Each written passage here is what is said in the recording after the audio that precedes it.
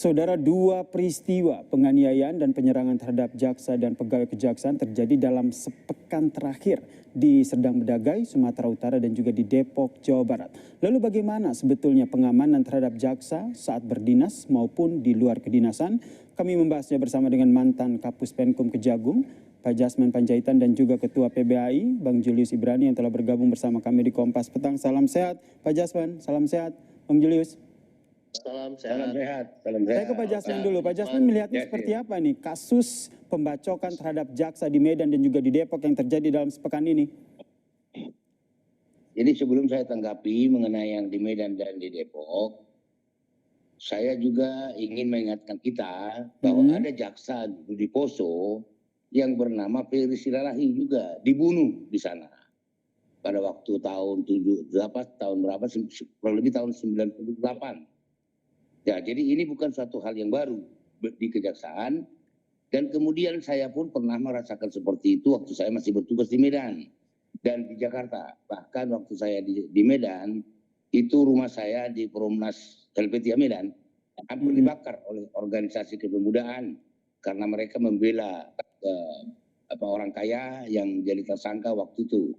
Jadi dalam kasus ini memang bahwa jaksa dalam melaksanakan tugasnya itu memang sangat rawan untuk dianiaya atau diancam segala macam. Itu jadi nggak kaget saya kalau melihat. Nggak kaget ya, kan ini bukan pertama kali terjadi, sebelumnya juga pernah terjadi dan termasuk Anda pernah mengalami itu ya. Jadi sebenarnya sebetulnya standar pengamanan terhadap jaksa itu seperti apa? Jadi standar di kejaksaan itu sebenarnya nggak ada. Ya kebetulan juga jaksa itu kan tidak boleh pakai senjata. Jadi ya, biasa aja gitu. Jadi maka saya sangat setuju sekali kalau dengan adanya Perpres nomor 66 itu untuk melindungi para jaksa ini, apalagi di zaman akhir dia yang terakhir-akhir ini menyangkut masalah korupsi yang melibatkan orang-orang hebat, orang-orang yang punya duit gitu. Jadi memang ini sangat rawan Pak, sangat rawan.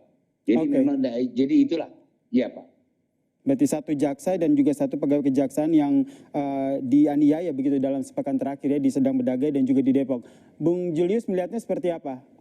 Setuju, sepakat perlu ada tim yang juga mengawas ataupun menjaga para jaksa ini?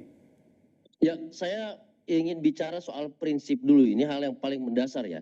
Jadi aparat penegak hukum, kepolisian, kejaksaan, hakim di pengadilan hingga di Mahkamah Agung pada dasarnya adalah berhadapan dengan kejahatan dan pelaku kejahatan. Ya.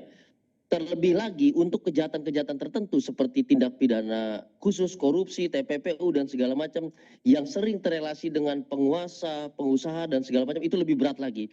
Dalam kondisi ini maka setiap penindakan oleh kejaksaan itu pengamanan sifatnya bukan suplemen, bukan komplement, tetapi dia wajib hukumnya.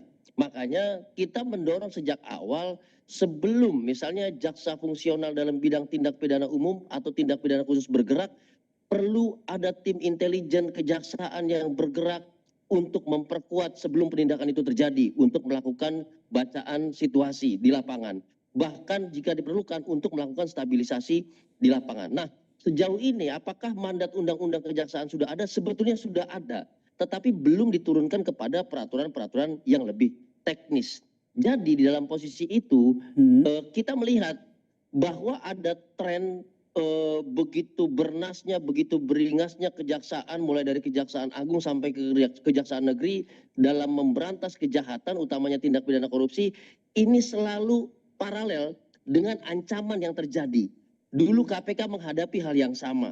Lembaga penegak hukum yang lain juga menghadapi hal yang sama. Hakim-hakim menghadapi hal yang sama. Tetapi kita selalu memisahkan, kita membagi kompartemen antara penindakannya dengan pengamanannya dan yang lain. Nah, sekarang ini tidak boleh lagi. PBAI sudah mengingatkan berkali-kali. Dalam 3 tahun terakhir, catatan PBAI, peningkatan ancaman terhadap penegak hukum utamanya adalah kejaksaan yang melakukan pengusutan tindak pidana umum dan tindak pidana khusus itu meningkat sampai di atas 60%. Artinya urgensinya ini sudah sangat tinggi. Jadi tidak boleh lagi Jaksa Agung kemudian mengatakan bahwa beban untuk mengamankan dalam setiap pendekatan penindakan kejaksaan itu pada si jaksa fungsional sendiri. Tidak boleh. Harus diiringi dengan kejaksaan di bidang intelijen di situ untuk melakukan bacaan lapangan, stabilisasi lapangan, sehingga tidak terpisah-pisah lagi karena satu kejadian, dua kejadian akan menjadi presiden dan ini yang terungkap di media. Yang ingin saya tekankan ke Bang Julius, banyak apakah menurut Anda ini adalah bentuk teror kepada kejaksaan?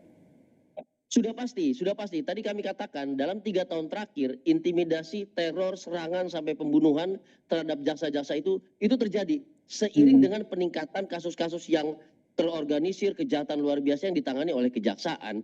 Jadi memang ini memang sudah apa ya, konsekuensi logis ketika melawan kejahatan maka akan diserang balik oleh si penjahat. Oleh karena itu nggak boleh dipisahkan lagi antara pengamanan dengan penindakan.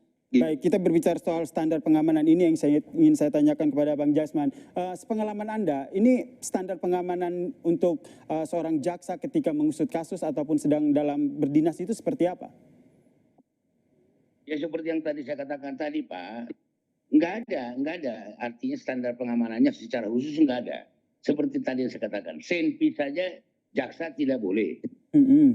Jadi itu satu. Jadi seperti pengalaman saya yang saya sampaikan tadi, waktu saya di Medan dulu, ada ancaman kepada diri saya sendiri dan ke rumah, ya, dan ke rumah, sampai saya lapor ke Poltabes Medan dan kemudian Kapolda pada waktu itu Pak Kapolda waktu itu langsung memerintahkan untuk melakukan pengawalan gitu.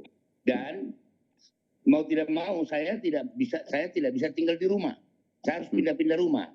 Juga di Jakarta juga pernah saya alami seperti itu.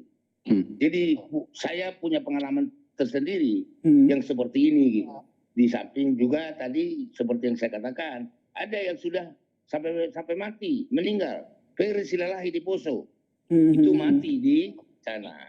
Jadi menurut Anda apa yang ingin Anda rekomendasikan begitu? Bagaimana pengamanan yang nantinya akan dilakukan? Apakah perlu begitu pengamanan dari eksternal kejaksaan? Seperti TNI yang baru saja punya aturan terkait dengan pengamanan terhadap jaksa. Iya, jadi itu kita sangat sependapat ya bahwa memang mengingat rawannya seperti yang disampaikan oleh Pak Julius tadi. Kita ini kan menghadapi penjahat-penjahat yang punya duit, punya kekuasaan kan gitu. Apalagi mereka kan bisa bayar organisasi kepemudaan, ya itu. Jadi harus betul-betul diamankan. Jadi bukan terlepas daripada bahwa itu apakah itu seolah-olah melanggar hak asasi manusia. Kalau menurut saya, secara pribadi saya tidak sependapat kalau itu melanggar. Saya tidak sependapat karena di dalam Orde Baru juga dulu itu sudah ada Ipolexos ankam bahwa pembangunan itu juga harus dijamin, termasuk di sini ya keterlibatan TNI itu bukan hal yang baru, jadi ini hanya menegaskan kembali pada di kepemimpinan Pak Prabowo mengeluarkan perpres ini itu sangat bagus gitu. Jadi dengan begitu mungkin masyarakat tahu bahwa ada orang yang ada petugas-petugas untuk melakukan pengamanan terhadap jaksa-jaksa yang perlu ada pengamanan dilakukan dari eksternal jaksa ya termasuk TNI. Bang Julius, tanggapan Anda? Ya. Jadi begini, satu saya tegaskan kembali lagi bahwa pengamanan terhadap pelaksanaan tugas-tugas jaksa itu mandat konstitusional. Di Undang-Undang Kejaksaan juga itu sudah ada. Makanya sebetulnya tinggal memperkuat undang-undang tersebut karena undang-undang lebih kuat daripada perpres. Perpres jika presiden berganti, perpres bisa dicopot dan diganti, tetapi undang-undang tidak, undang-undang lebih kuat. Nah, mandat undang-undang kejaksaan untuk pengamanan kejaksaan, kalau kita monitor itu ada 2 hal.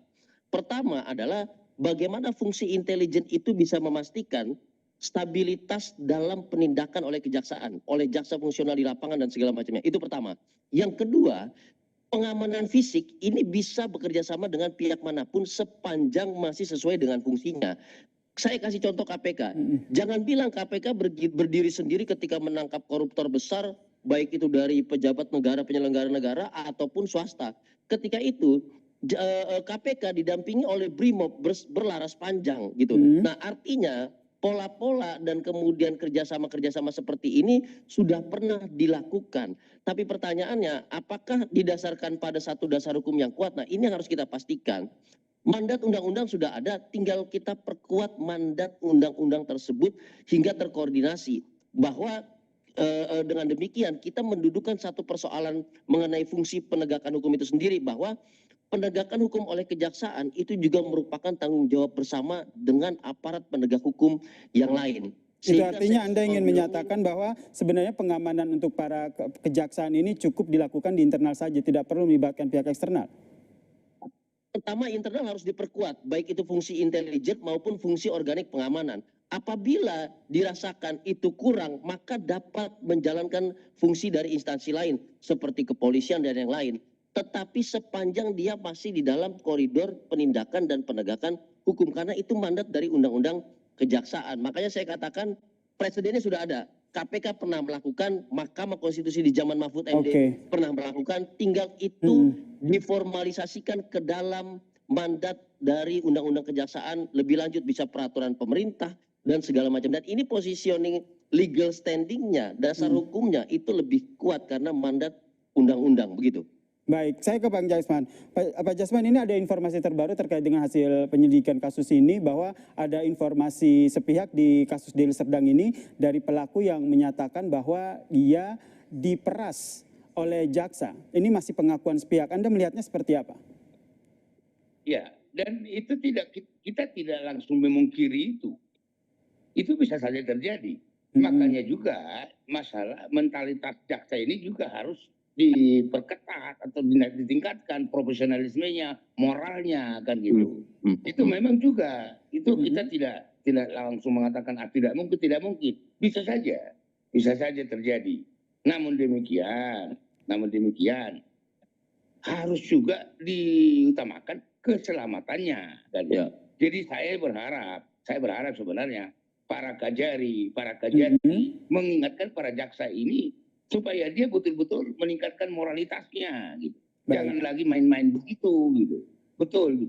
Baik, kita nantikan seperti apa penyelidikan dari kasus ini, misteri serangan terhadap jaksa yang terjadi di sepekan terakhir ini. Terima kasih mantan Kapus Kekun Kejagung, Pak Jasman Panjaitan, dan juga Ketua PBHI, Bang Julius Ibrani, telah bergabung bersama kami di Kompas Petang. Salam.